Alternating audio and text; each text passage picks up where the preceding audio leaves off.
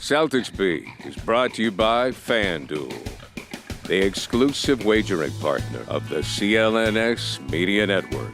What's up, everyone? Welcome into a new edition of Celtics Beat. We are winding down the regular season. Playoffs are right around the corner. And my God, if you're anything like me, you have been on an emotional roller coaster with this team. We'll talk about all of it. Adam Kaufman, Evan Valenti, and of course, you know us, you're sick of us. Steve Bulpett, good friend of the program here from Heavy Sports.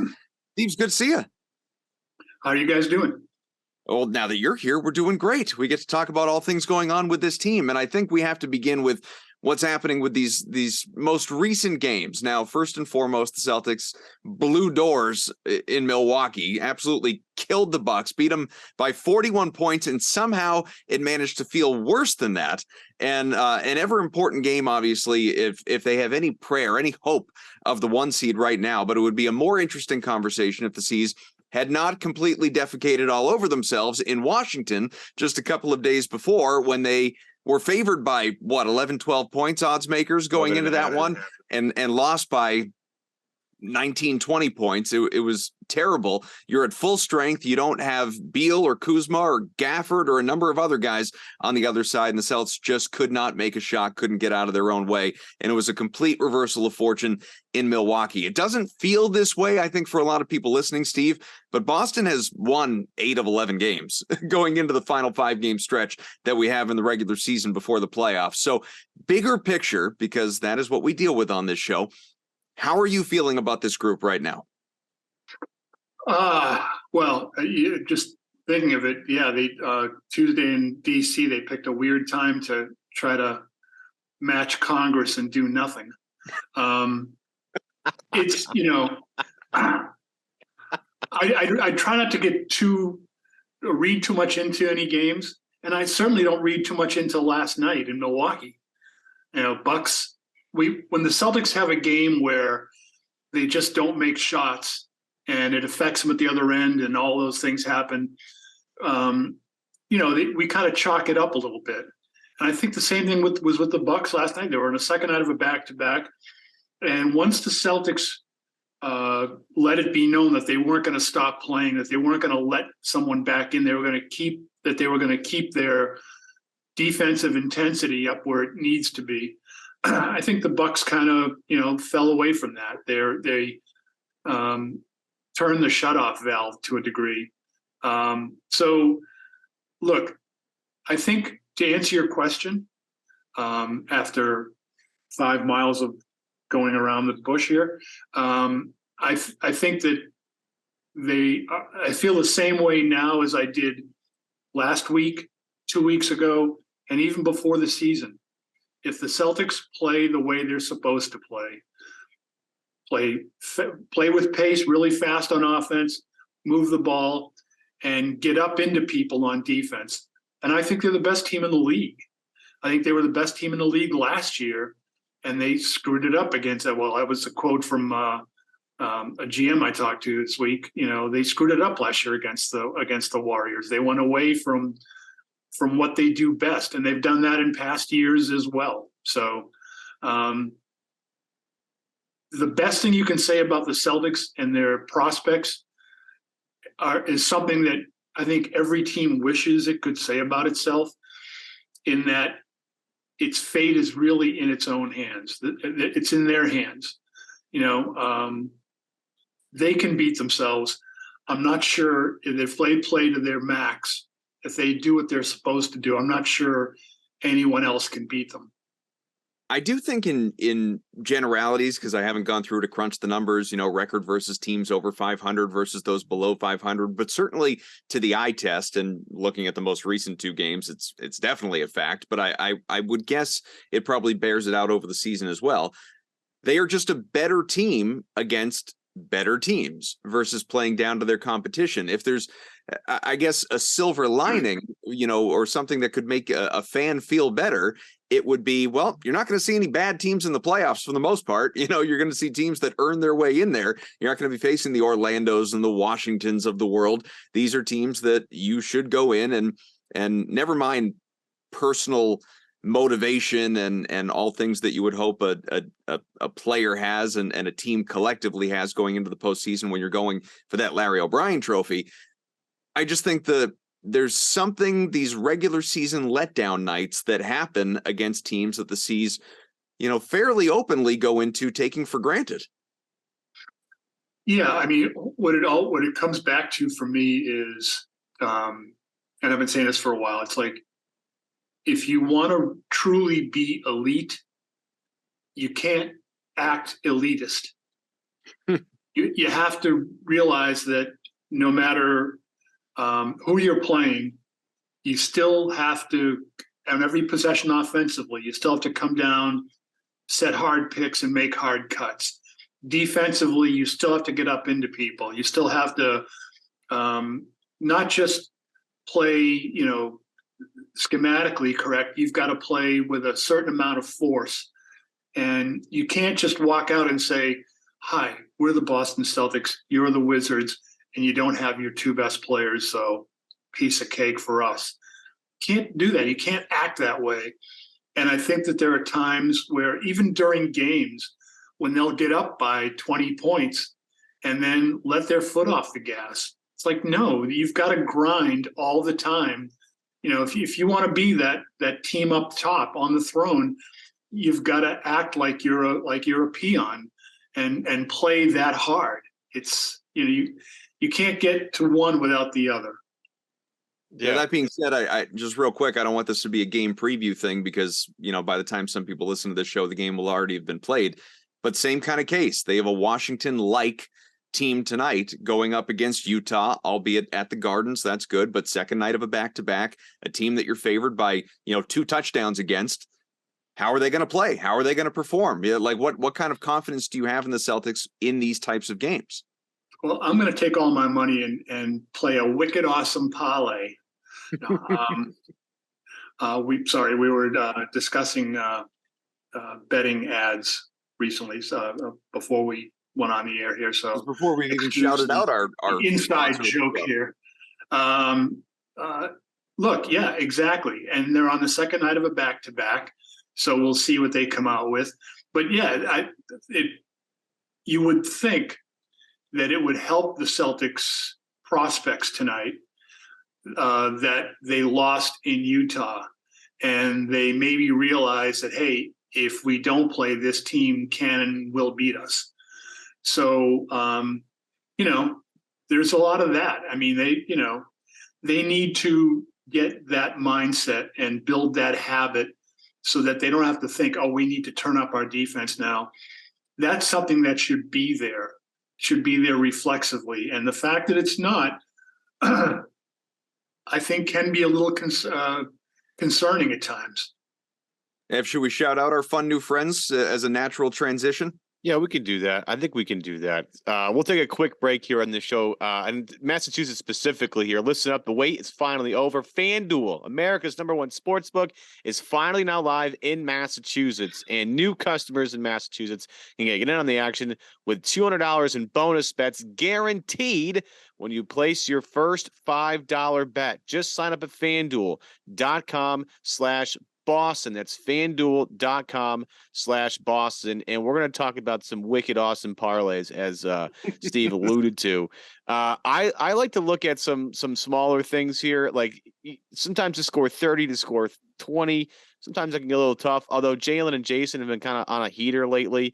If you want to take both of them to score 30 points in this particular game, it's a little risky in my opinion. But if you were to do so, because they're both playing out of their minds, they against the Bucks on Thursday night, I had 70. Almost at the end of the third quarter, they were killing Milwaukee the other night. But if you took them both just to score 30 plus points, your odds go up to plus 404, and then you can add some made threes in there too. Let's say Jaylen 2+ made threes. Now we're talking about plus 446, and then I love to throw in here if we can to record 4+ rebounds. Yeah, you know where I'm going. Kaufman has seen me do too many same game parlays.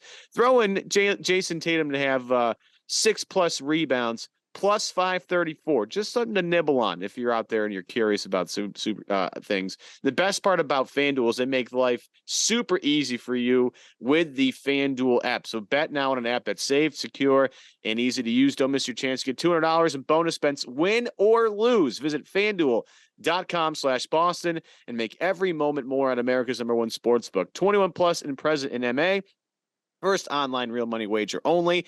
$10 first deposit required. Bonus issued as non-withdrawable bonus bets that expire in 14 days. Restrictions apply. See terms at sportsbook.fanduel.com. Gambling problem? Hope is here. GamblingHelpLineMA.org. That's GamblingHelpLineMA.org. Or call 1-800-327-5050 for 24/7 support. Evan Valenti, Adam Kaufman, Celtics beat, Steve Bulpett from Heavy.com and Heavy Sports. I do want to backtrack just real quickly, Steve, to Thursday night. Again, the huge win for the C's against the Bucks in terms of, just statistical outcome, an absolute beatdown, 41-point win for the Celtics. And I want to harp on something you kind of mentioned, because I somewhat agree with you. Like, after last night, what do you really take away from this? The only thing I really take away is that Boston saw that game, was like, we have an opportunity to show the NBA and the Bucks that, don't take us lightly. We're going to come in here. We're going to ramp it up, and we're going to play our best game, be on our best behavior, play great defense, just to show everybody that we can still do this. I think there's at least, that was somewhat of a statement game by Boston. But I want to get back to, so the Celtics have played the Bucks 3 times. They're 2-1. They have a 20+ point win in Boston earlier in the year. They have a game in which they lost in overtime, but 4 of their 5 starters didn't play. And then they have this game last night, plus the 7-game series that was an absolute slobber knocker, as one of my favorite verbs, adjectives, the year prior in the playoffs. So my question is, with that 7-game series, and my question is, are the Bucks just not that good? No, like, what do we take away? Can we take away anything from any of these games, or is this just as simple, like, okay, these are 2 best teams in the East, who wins, coin flip, but these are 2 great teams, and hopefully they get to match up in the finals so we can all enjoy what will be another incredible series between 2 really awesome teams? Well, what I'd look at is the way the Celtics deal with Giannis, which is as good a plan as anyone's got. And I think, in a lot of stuff we're talking about here, when we're mentioning the Celtics playing down to competition and all that, is we're basically looking at human nature. And the Celtics load up to Giannis very well. Now, to do that requires making a bunch of shots so you can set your defense, or if you don't, getting back on defense, which has been a problem for the Celtics. They've been doing that against Milwaukee. The thing where human nature plays in is that Giannis is among the most competitive and hardest working players the league's ever seen. And he's going to try to fight through those things. So, if I'm Milwaukee and I'm playing Boston, then you're going to have really good games from Chris Middleton and Drew Holiday.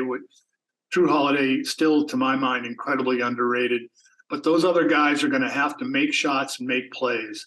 Brook Lopez, they've got a lot of good players. And so that's one of the things I would take away from this here is, how is Milwaukee going to deal with that if they meet them in a series? Because the Celtics are going to make someone else beat them. Oh, and the other problem could come in is if the game gets called really tight, then Giannis could live at the free throw line where he, even though he's not he's not Rick Barry or Calvin Murphy there, or Larry Bird or Steph Curry, he's still going to make enough of them that can hurt you badly. I think there are plenty of NBA fans, maybe unless you root for another team in the Eastern Conference, obviously, but there are plenty of NBA fans that would like to see a Celtics-Bucks playoff series. It would, you're talking about 2 of the better teams in the league, obviously, and 2 of the better teams in the conference. It would be a fun matchup. There's history there. There have been comments made on both sides. Giannis and Tatum going head-to-head, not to leave Brown out of the equation because we already know how Jaylen Brown feels right now. But, I think all of that would be... Last night you had Thanasis and Blake Griffin going head-to-head, literally. That's right. So we definitely need that matchup. We'll have Blake out there wearing Jaylen's mask. But what I'm wondering is, before we get to that point, if we get to that point, is there a team right now? Because I agree with you, Boston's fully capable of beating itself. But is there a team independent of that would worry you as a Celtics fan, that you think, man, that's a good matchup? Like, as an example, if this plays out to where the C's see the Heat in the first round of the playoffs, that matchup and those shooters just forever, and Jimmy Butler being Jimmy Butler in big game moments, that matchup forever concerns me. That is, I could see, not that I would predict it, but I could see Boston going out in the first round in Miami and everyone feeling absolutely terrible about it. Is there a team? Is it Miami? Is there a different team? Is there one that actually does concern you going against Boston? If I'm the Celtics, I think you would hope that every team would concern them, so that they would, take everything seriously. They should smoke Miami, but if they don't come out and put the foot on the gas and keep it there, then they'll have trouble, because the Miami will hit a couple of outside shots. Max Strus, one you let get away, and hit 3 or 4 shots, and all of a sudden, instead of playing your moving the ball, cutting, passing game, guys are going to come down and say, I'm going to go make a play now, and the offense just devolves from there. So all those teams should scare you. In terms of teams that have a more legitimate chance, with talent to beat the Celtics, Philadelphia, they're still getting their stuff together in a lot of ways, and Embiid is a beast. So, but what's funny though is that any team can have trouble with a lesser team. We all look back at 2008 and said, hey, the big three, that was a wagon. Those guys were incredible. Yet first round series, they had to go to game 7 against Atlanta, which I believe finished 28 games behind them in the standings. They needed home court to get out of that series. Same thing against Cleveland in the second round. They didn't win a road playoff game until Detroit in the conference finals. So, don't take anything for granted. I wouldn't, and if the Celtics do, it'll be at their own peril. Yeah, there are a number of. Well, go ahead. Well, I found it curious. I'm trying to remember if it was you or your colleague Sean Devaney who had it in their most recent article, an article that came out this week about how, I wouldn't want to see Boston if I'm another team. I don't remember if it was you or if it was Sean, but somebody had a quote. Was it you? That's what I thought. Yeah. There was a quote in there, buried in there was, if I'm any other team. If it's something good, it's usually Sean, but in this case, it happened this one time, happened to be you, Steve. I think we've lost track. Yeah, right. One for Steve. There you go. I think we've maybe lost track of the fact that, we live in a Celtics-centered universe, so a lot of the times, everything is sort of like, okay, who should Boston be afraid of? But there's a flip side of that coin that I don't think a lot of us consider, is how do other teams feel about the Celtics? And I read that quote, and I was like, yeah, if Boston's coming into your place, or you have a 7-game series with the Celtics and you don't have home court, I would be, if I'm Philly, I feel like Boston's sort of our boogeyman here, where doesn't matter what we do. As Embiid said, this isn't a rivalry. They always kick our ass. So I feel like, as much as we sit here and talk about how, Boston should be worried about this, and that, other teams should be terrified that Boston seems to maybe be riding the ship here at the end of the season. Yeah, I'd say to a degree. But it's, like I said, it's still kind of in the Celtics' hands, but you're dealing with guys that are really good players. And Embiid, Harden could all of a sudden, go off. The schedule becomes a lot more advantageous for older players in the postseason. And Tyrese Maxey is a budding star. They got guys that can play. So I think, yeah, the Celtics should be concerned. The Celtics have to play as if they are concerned. It's when they don't that they get into trouble. So I would look at it that way as well to a degree, but can't take anything for granted. As someone who's, done this for a long time, been around the block, covered a lot of teams, a lot of players, a lot of coaches, a constant, very easy, kind of lazy social media and sports talk conversation is blame the coach, right? I mean, the first half of last year, #FireEme, regularly seen on Twitter. There are plenty of people in my mentions, I would assume that of those, the two of you as well, that are whether dissatisfied or certainly just not inspired by Joe Mazzulla and sort of the ups and downs of this team. Do we overrate coaching? And that you can make that about Joe, you can make it about coaching in general in the NBA.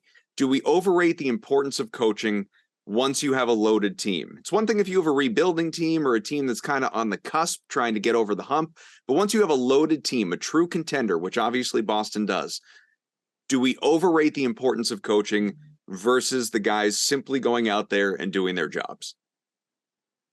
Yeah. Next question. No, yeah, I mean, absolutely. I find it amazing. Look, I know we've talked about this in the past. The Celtics lost in the 2018 playoffs, Game 7 at home against Cleveland. They had it in their hands. And trust me, the Warriors were really hoping the Celtics wouldn't, come out of the East. And they proved how happy they were by walking all over the Cavaliers in that final. But the Celtics got knocked out because they started playing hero ball and at the most inopportune time. Same thing happened in 2019. Same thing happened in 2020. 21 different. Last year, undisciplined against the Warriors, and the Warriors were like, I don't think the Warriors felt that they were a better player for player team, but we go back to, was it Grant Williams' comment from this summer? We had more talent, but they were more disciplined. It's like, well, discipline's kind of a talent, So yeah, I think they those are key. That's key stuff. I agree. And the coaches didn't tell the players, hey, look, screw the offense, just go take the ball and go try to make a play. Why don't you drive into 3 guys and turn the ball over now?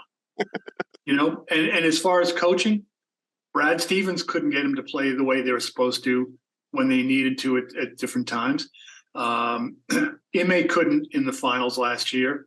Remember the tweet I had, someone had told me that during a timeout, were you allowed to use questionable language here? Oh, is this the Dwayne Wade? No, this is the what do you call it? That was a Mike Gorman story, the Dwayne Wade Utah story. No, go ahead. He brings the team into the huddle and say, "Will you guys stop playing like assholes?" Yeah, I remember that. Yeah, it was it was funny. The person that told me this, obviously, with the team was like, should I have said something? Should I have told you that? I said, the fact when I tweeted that out and wrote about it, that was the best reaction Ime had gotten all year from fans. They loved him for that. Yeah. But it's like these guys can't get him to do what they want to do, what they want them to do all the time. One thing you got to give Mazzulla credit for is that he's doing a much better job of getting this team to run. Now, is he doing it, or are the players realizing that, look, if this team plays fast, I don't think anyone can touch them. It's when they walk the ball up, make it a half court, that all of a sudden, they don't move the ball as much. They have to do a lot more work. It's amazing to me how often the Celtics go away from what's best for them, even individually. If I'm Jason Tatum, I want to throw an outlet pass and just sprint, because even though I got to run, your life's a lot easier than having to drive through or run off of 4 picks and drive through 3 guys. This team in the open court, is a wagon, and it's on them if they don't do it. So all that being said, no coach is infallible unless you're, Bill Belichick and you want to be judged on a 25-year sample size. So is there something Except for those Super Bowls? Yeah. It inspires confidence what we've seen the last 3 years. Is there anything that you would nitpick? Anything that, down the stretch here from Joe, not like season long as he's found his footing as a rookie head coach, but over the last, 10 games or so with the playoffs nearing, is there anything that you feel like you would like to see that you haven't seen? Kind of in the same way that earlier in the year, people griped about the lack of timeouts. Now he's calling more timeouts. And, some people have had questions about the rotation, and injuries have played a role in that, and rest and all of that. But is there anything right now that I don't know, has been missing that you find yourself kind of, not Celtics fan, but just NBA fan watching and yelling at the TV? Well, I don't have the TV with ears, so I don't yell at the TV anymore. I realize that's just kind of doesn't work.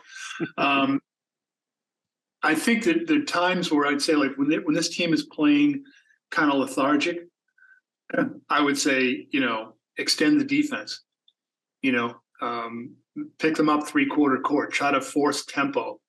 I would look at doing that more.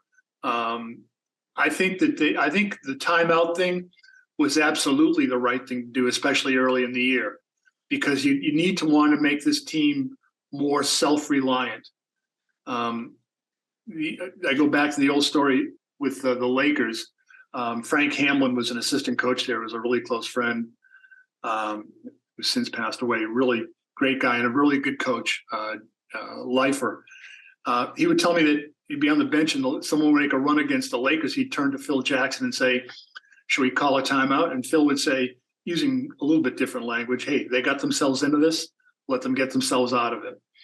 And I think that the more you can get the team to realize to correct its own mistake instead of looking to the bench or looking to someone else to solve their problem, that works out in the long run.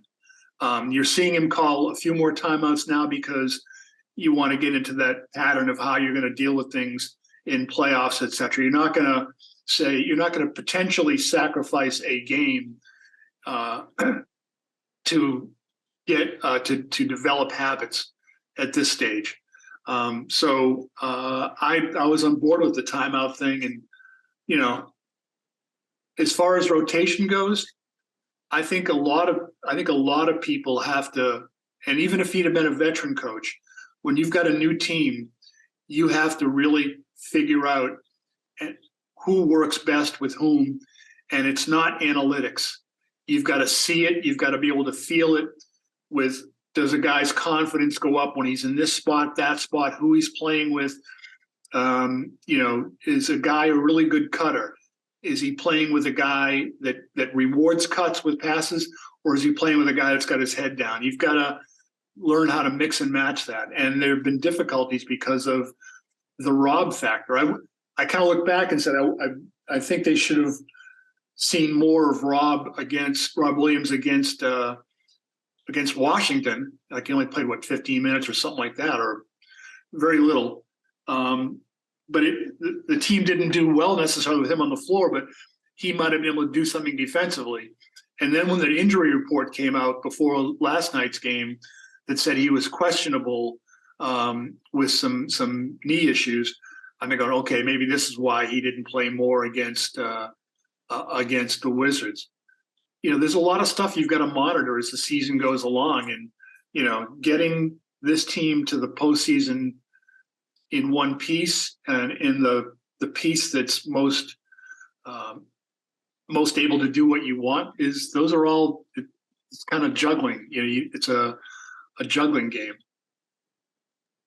I'll let you go in a sec, but I don't know. In some ways I've asked this question sort of over and over in just from different angles, right? Like we were talking about the ups and downs of the season. We were talking about Joe just now.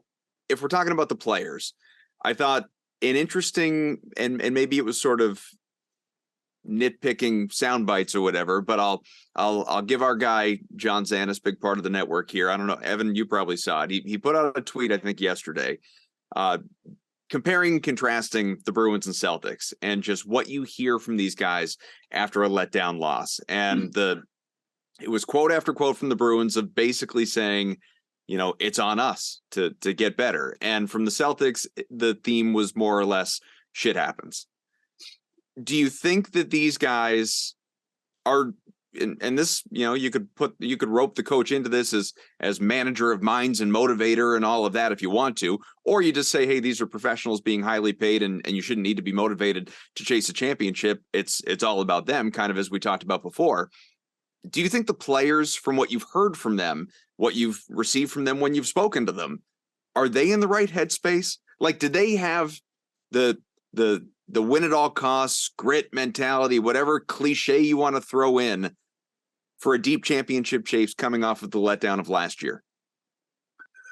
I think it would make fans feel better if the Celtic players were more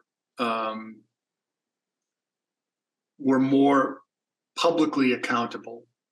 It doesn't mean that they're not. I mean, what you see in a post-game presser or an interview situation is not necessarily what's behind closed doors.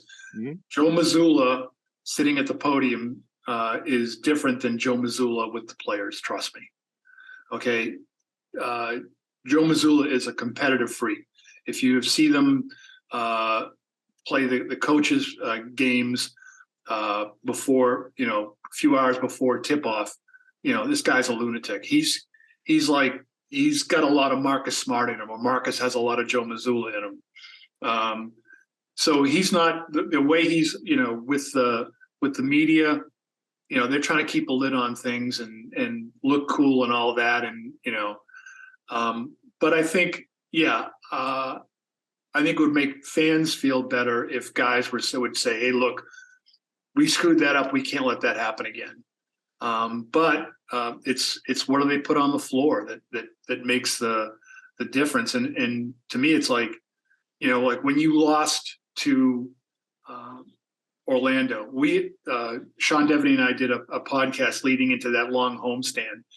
And he was saying, well, the Celtics got it, they get in a great spot now. They get this homestand against some lesser teams. I said, watch out for the Magic. They are going to come in here and they're going to be firing away. And if they make some shots, the Celtics are going to get all, anxiety's going to creep in. And they're, so losing to Orlando on that Friday night, not a surprise to me. Losing to them again on that Sunday afternoon after you've basically been chastised by your loss 2 nights earlier, that was a little more surprising, I kind of agree with what you're saying, but it's also, the nature of players, to not get too high, not get too low. You kind of want that, right? So, maybe you don't want them to come out and bleed all over themselves after a loss. Maybe it's not the most healthy thing to do, but I just think it would make fans feel better. So I agree with you on that count. Yeah, you want a player to sound like, and I'm not suggesting a player doesn't feel it. They feel it more than we do. They're playing, but you want a player to sound like they care as much as the fans care, right? And that's get that. That's actually something I've been really on for years. That the definition of player cool is to act like, hey, no big deal, and I think that's terribly bad for business. When you lose a game at home and someone who's paid, however many thousands of dollars to play in that game, appears to, the fan appears to, who's paid money to be there, appears to care more about the loss. I'm not saying they do, but that doesn't look good for the person that's shelled out money when the player says, it's no big deal. You should have told me it was no big deal before I spent $150 on these tickets. Yeah, would watch it on TV. Again, not necessarily reality here, but The optics aren't great. So, I mean, one of the reasons the people loved Larry Bird was, he'd be pissed after losses, and it's the same reason I think, outside of the acrobatics and all that people loved Michael Jordan. He was unhappy after losses. He was angry too. And if there's that disconnect between fans and players, this is entertainment industry. We've said it 1,000 times. We don't begin each season having, the Republic won't rise or fall, depending on, based on who's going to win a championship. We don't have a need to find out, my God, what's the best basketball team in the NBA this year? It's got to be based on, it's the business thing of people want to see that unscripted competition. And, if people aren't giving a damn like they're supposed to, or aren't acting like it, even though they do, but just, I'm going to act cool about this, I guess I'm kind of contradicting what I was saying before, that you don't want guys necessarily bleeding all over themselves, but you want them to feel like that they care like you care. And this is, what I've seen from fans and heard from them as well. Let's take one more quick break because there's unscripted competition. Life is unscripted. We want to tell you about our good friends at BetterHelp. Getting to know yourself, it can be a lifelong process. We all know that, obviously, especially because we're always growing and changing. I'm certainly doing different things than I might have envisioned back when I was in college, or, when I thought maybe I would be a professional athlete when I was a kid. That dream was dashed, I think, before I even turned 10. But life is always throwing you new curveballs and wrinkles. There are lots of challenges to go through. You don't want to go through them alone. That is the real thing that we've really, I think, elevated, I think, an awareness of in recent years with what we've dealt with the COVID pandemic. And that's where BetterHelp comes into play. And Evan here, who is, he's been listening to much of our conversation of late, but better to let him chime in because he has used the BetterHelp service and benefited from it. Yeah, has used and still continues to use. The thing that's really great is we have a much more positive connotation when it comes to talking about and being expressive about our mental health and taking care of that. I mean, we take somewhat care of our physical health most of the year, but we ignore the mental side. And a lot of times your mental health can have an effect on your physical health. And I'm pretty open about this just because I think it helps to have discussions to make people feel more comfortable with having open dialogues about these things. I'm pretty honest about this stuff. I have, as a business owner, I have anxieties about running and owning my own business, right? And like, as an example, and a lot of my business is fairly straightforward and fairly easy, but I'm pretty hard on myself, as I think most people in business are. And I have this whole, custom clothing part of my business that causes me anxiety, right? Did I do this right? Did I do that right? Is this enough here? Is this enough there? And I often drive myself crazy with trying to achieve perfection when it comes to these certain things. And it helps to have someone to talk to help walk you through some things that you can do to help yourself get over certain things. And because of this BetterHelp, I've been using BetterHelp prior to this podcast, but thanks to BetterHelp, I've been able to deal with complicated situations much easier than I have in the past. I don't get ahead of myself. I don't get overly anxious about certain things.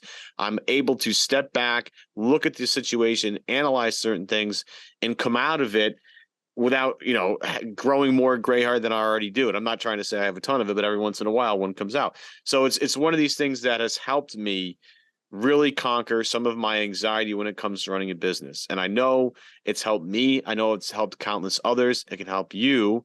No question about it, right after you sign up, Adam. So if you're thinking about giving therapy a try, give BetterHelp a try. Entirely online, designed to be convenient, flexible to your schedule, which is obviously, that's what we need. We've all got busy lives for one reason or another. So fill out a brief questionnaire, get matched up with a licensed therapist. You can switch therapists at any time, no additional charge, and discover your potential with BetterHelp. Visit BetterHelp.com/beat. That's BEAT. Get a 10% discount off your first month, and that is BetterHelp, HELP.com/beat. All right, let's get back to the show. And can I jump in on something there, please? Absolutely. Always, absolutely. As a noted overthinker, which is a double-edged sword, there's a story or a parable, whatever, that I will tell people. I'll tell myself sometimes, but I'll tell people that are having issues. And the story goes that, like, when you're not feeling well, you can sometimes feel like you're in a dark place. You're in a hole. And there's the story about this guy that's in this hole, and he looks around him and all he sees is dark stuff. He looks up, and a doctor goes by and says, "Hey, doc, can you help me out? I'm stuck in the hole here." And the doctor writes out a prescription and drops it down to the guy and walks away. And the guy goes, "This is great, but I'm in the hole. I can't go out and get this prescription. What am I going to do?" And then a little while later, a priest walks by and said, "Father, can you help me? I'm stuck in this hole." Father writes out a prayer, drops it down to the guy, and walks away. "This is great, but I'm still in the hole here." A little while later, a friend of his goes by and says, "Hey, Mike, can you help me? I'm stuck in this hole." And the friend jumps down there with him. And the guy says, "Mike, are you crazy? Now we're both stuck in the hole." And then the friend says, "Yeah, but I've been here before and I know the way out." So Awesome. talk to somebody that knows the way out, that can help you discover your way out. Sorry for a little bit of sharing, but it's no, it's important stuff. I tell friends, yeah. It's important stuff. Mental health is super important. I'm way into this, and in 2023, I'm glad that we can have more open conversations about this stuff and be, considerably more important about Joe Mazzulla's rotations. Well, for some people, and I'm assuming Joe Mazzulla probably falls into this too. His rotations probably cause him some anxiety as well, but he probably has some help with that. I would latch back onto this thing, but I think we've done the Joe Mazzulla thing a little bit. I do want to jump into this because, again, as we talked about pre-show, we can give Steve a little bit of a runway here to repeat one of his, I think, most important takes that he has in the arsenal. And it surrounds the All-NBA candidacy of Jaylen Brown, who, as we all know, is eligible for an extension this offseason if he were to hit that milestone. The Celtics obviously are very interested in Jaylen Brown making an All-NBA team. We have debates every single day on Twitter, Steve, of whether Jaylen Brown counts as a guard or a forward, because it's going to be easier for him to make one of these All-NBA teams if he's a forward, not a guard. So everybody checking Basketball Reference and cleaning the glass every day to figure out how many minutes have been allocated at this position versus this position, which has been a lot of fun. How you've had All-NBA votes? Do you still have one? No, Okay. I'm a conscientious objector. I refused them years and years ago. I said, don't give me the votes for the different awards. And I think that's great. I think it's awesome that you've kind of, backed up what you've preached in terms of, media members should not have the ability to change how much money these athletes make, in a certain, I think that's great. But talk about, I hate using the word talk about, but Jaylen's All-NBA candidacy is complicated. How would you handle it in the past? I don't know. It's kind of a weird hypothetical because I don't think it's ethical. I guess I probably would have looked at it like he's one of the 15 best players, and you got to find a way to reward that. Especially, if you look at now, we're talking about largely positionless basketball, or at least different. I mean, the way that Brad Stevens used to put it out, which I think is probably the way, you've got ball handlers, wings, and bigs. The Celtics benefited from the double big lineup when they brought back Al Horford, because it allowed Jason Tatum and Jaylen Brown to have size advantages. But they weren't really playing a different position. They were both still just playing, they were both wings before, just one was now being, if you were going to do one center, two forwards, two guards, no one plays that way anymore. In the old days, you had the left forward and right forward. guys were, that's how the positions were categorized.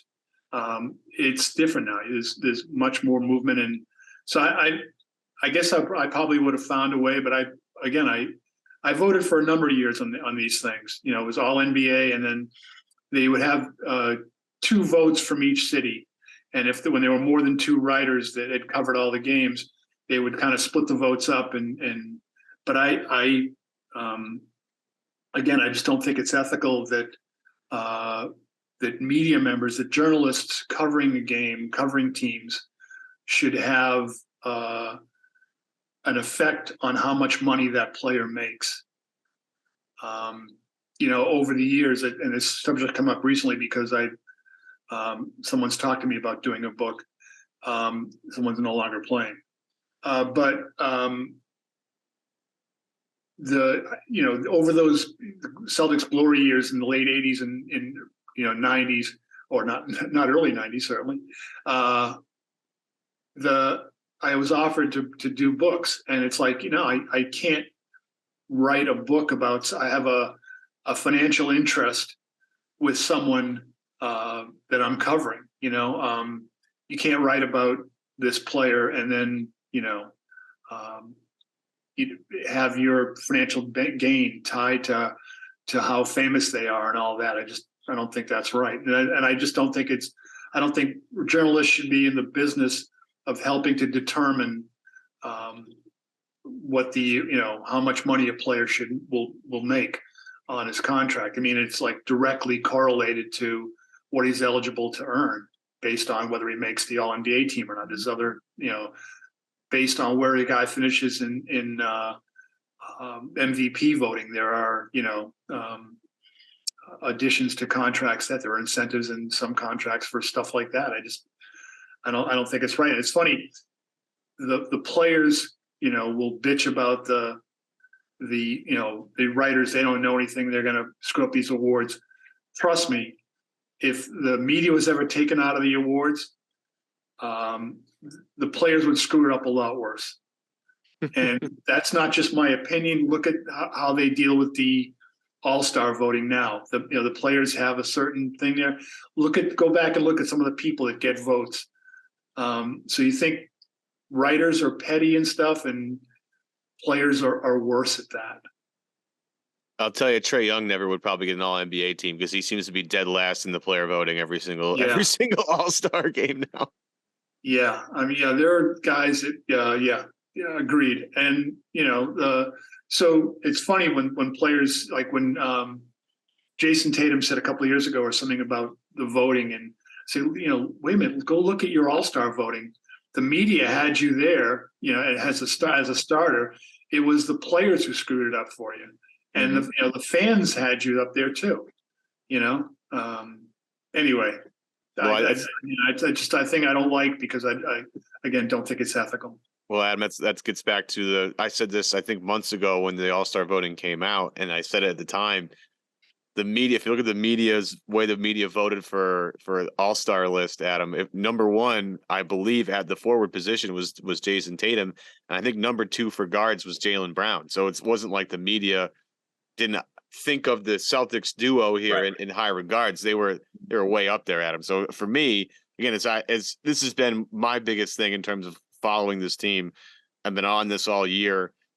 Just because I don't want to deal with the storyline anymore. I'm just sick and tired of listening to people talk about what Jaylen Brown is going to do when we just, we're going to do this every single year until ad infinitum, basically.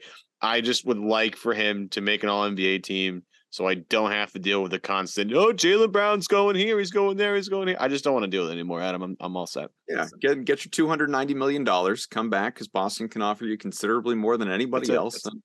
Then wind up in a trade mover, rumor a year or two down the road. Is there anything more tedious than, who's the one? Who's the 1A? Who's the go-to guy? Who's open? Tell me who's open. Yeah. That's the go-to. I'd want the ball in Jason Tatum's hands as much as possible down the stretch of a game if I'm the Celtics. But I want the ball in his hands as a finisher. So I want him going off picks and getting open. Mm-hmm. I think that's the key. Yeah, I want the ball in his hands because I think he's the best. He's I shouldn't say he's the best finisher, but maybe he's 1A, maybe Jalen's 1A. No, I hate that stuff. Like, who's open? Who's going to make a play? But it's going to take other people to get him open, because we see that when he has the ball up top, same thing with Jaylen, and they drive, 1-on-1 becomes 1-on-2 and 1-on-3, and that's where the Celtics get knocked out of the playoffs. So your two best players aren't your two best players unless the other three guys in the court are where they're supposed to be, and unless your two best players are using them properly, right? Let's go full circle with this show before we get out of here, or at least the last thing from me anyway. I don't know if Evan has anything else. But as I mentioned, including tonight's game against the Jazz, 5 games left in the regular season. The C's 2 games behind the Bucks because they took that very important one last night in Milwaukee. You have had a number of people associated with the organization, be it players, coaches, whomever, say, whatever, don't care about the 1 seed. We're going to wind up where we wind up. It's kind of how I feel, quite frankly, and have felt all along. Like, just take this team healthy into the playoffs. That is the priority. I feel they are capable, even if some teams scare me more than others, they are capable of beating anybody in the league, anybody in the Eastern Conference, all of it. But then you also had Malcolm Brogdon come out recently and say, getting the 1 seed is very important to us. So how much do you anticipate in these final 5 games, given that it is, however implausible, it is within reach? Are the C's going to bust their asses going for the 1 seed here? Or are they going to start to prioritize rest down the stretch? I think they should go for it because you want to still build that reflex. And the part that people kind of leave out here, it seems, is that they're going to have a week, because while the play-in stuff is happening, they're going to be practicing and resting and all that stuff. So they're going to have time to get themselves together, right? So I wouldn't be so worried about overexertion in these games here. I'd be more looking to, hey, look, go after this stuff, because you don't want to be in coast mode. You don't want to be playing a prevent defense as you go down the stretch here. You want to be in that mode of, we're playing hard, we're playing to win. Maybe some other guys get opportunities a little bit. Maybe you play guys a few more minutes than otherwise they would have. I don't have a problem with that. But to say that you're not going to go after these wins here, I'm going to be interested to see tonight if Al Horford plays. It's a back-to-back. He hasn't played so much, but they got beat on the boards really badly by the Jazz that game, recent game. So I'd be interested to see whether he says, okay, look, I'm gonna give this a go here, because they got 3 days off after tonight's game. So will he give them some minutes? I'll be interested to see. All right, Ev, anything to add? No, I'm good. I'm happy that the end of the season is here. We can actually, because again, this point is a long season. I'm ready for, especially because some of these games where they drop, I get really irritated. Because it's like, but I'm ready for the playoffs. I think we all are at this point, because it's been since October, November here. I'm ready to it's because you got good things coming. You got summer coming, baseball just started, the Masters is coming up, like it all kind of happens. Championship, the Final Four is this weekend. So I'm ready for the marathon, so to speak, because this is, obviously a one season, but the postseason is a whole different animal. Well, if the Celtics script, you got the Red Sox to look forward to. I can't wait. At least long playoff run out of the Bruins. Let's count on that. All right, man. Jeez. Yeah, hopefully the President's Trophy doesn't go and screw everything up like it always does in the NHL. All right, thanks to Steve Bulpett, to Evan. I am Adam. Thank you for being with us, watching along on YouTube, listening wherever you find podcasts, rate, review, subscribe. Thank you to our sponsors.